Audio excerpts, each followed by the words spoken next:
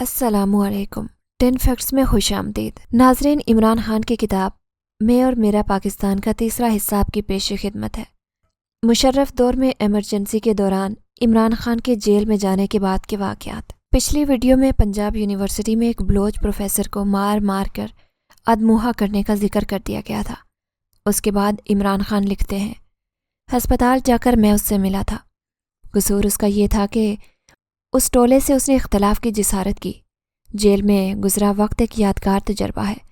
اس تجربے نے میرے ذہن کو اور زیادہ پختہ کر دیا کہ قوم کے تمام مسائل کی جڑ قانون کی حکمرانی سے انکار ہے۔ پولیس والوں سے بات چیت کے بعد مجھے ایک اور تھانے پہنچا دیا گیا۔ وہاں سے وہ مجھے لاہور کی کوٹ لکھپت جیل میں لے گئے۔ ادراک میں کچھ دیر لگی کہ دراصل ہوا کیا ہے۔ یہ ایک کلاس تھی اور مجھے ایک کمرہ دیا گیا، چنانچہ میں سو گیا۔ اگلی سحر مجھے سین میں جانے کی اجازت بھی عطا ہوئی۔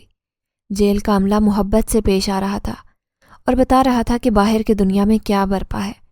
انہی نے بتایا کہ میری گرفتاری کے اگلے ہی دن پنجاب یونیورسٹی میں جمعیت کے طلباء کے خلاف ایک بے مثال احتجاجی مظاہرہ ہوا۔ 30 سال میں پہلی بار یونیورسٹی میں یہ لوگ پسپا ہوئے۔ اگرچہ بعد ازاں انہوں نے کچھ رسوخ پھر سے بڑھا لیا۔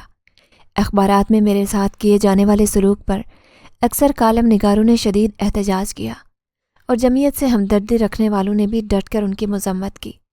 ان تحریروں پر مبنی 2 کتابیں بعد ازاں لاہور میں شائع ہوئیں۔ جماعت اسلامی کے امیر قاضی حسین احمد بھی اپنے قلم سے ان چھوکروں کی مذمت کرنے میں شامل تھے۔ زمان پارک میں ایک چھوٹا سا انقلاب برپا ہو گیا۔ میری 80 برس کی خالہ نے تمام خواتین کو یکجا کیا کہ میری گرفتاری کے خلاف احتجاجی جلوس نکالیں۔ میرے قدامت پسند خاندان میں یہ اپنی نوعیت کا پہلا واقعہ تھا۔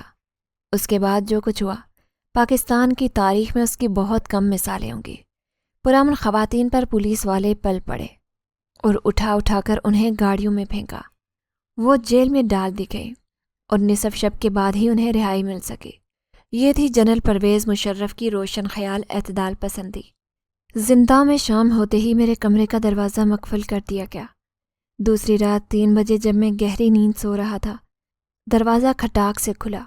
ایک پولیس افسر سامنے کھڑا تھا۔ نہایت بدتمیزی کے ساتھ اس نے کہا، اپنا سامان باندھ لو اور جانے کے لیے تیار ہو جاؤ۔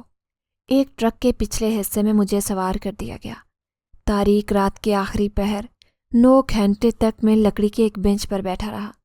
ایک پتلا سا کمبل اور نومبر کی سردی میں بے چین کرتی یخ بستہ ہوائیں۔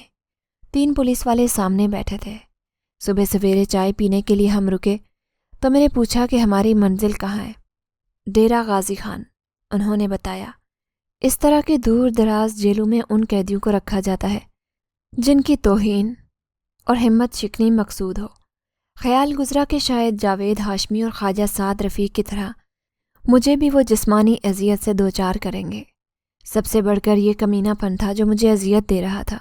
جب دوسرے لیڈر گھروں میں نظر بند تھے تو میرے لیے یہ دور دراز کی کال کوٹڑی کیوں؟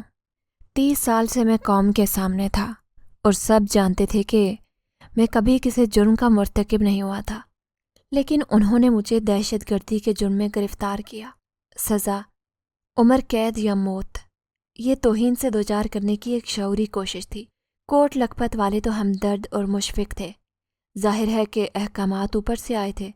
میں نے فقط 8 دن ہی زندان میں گزارے، لیکن جو برسوں سے ان دیواروں کے پیچھے پڑے تھے ان کے مقابل تو میں آزاد تھا، ایک شہزادے کی طرح آزاد۔ جیل گندی اور تنگ تھی۔ ایک کمرے میں 10 سے 15 قیدی ٹھونسے ہوئے تھے۔ میرا کمرہ ہسپتال میں تھا، چھوٹا سا بستر اور گندا غسل خانہ، لیکن میرا کمرہ بہرحال الگ تھا۔ دن کے وقت مجھے صحن میں جانے کی اجازت دی جاتی، اگرچہ غروب آفتاب کے ساتھ ہی میں سلاخوں کے پیچھے نظر بند کر دیا جاتا۔ بہت کم کھانا میں کھاتا، اس لیے میں ورزش نہیں کر سکتا تھا اور خوراک بہت ہی خراب تھی۔ ناظرین، آج کے لیے اتنا ہی۔ ملتے ہیں ویڈیو کے اگلے پارٹ میں۔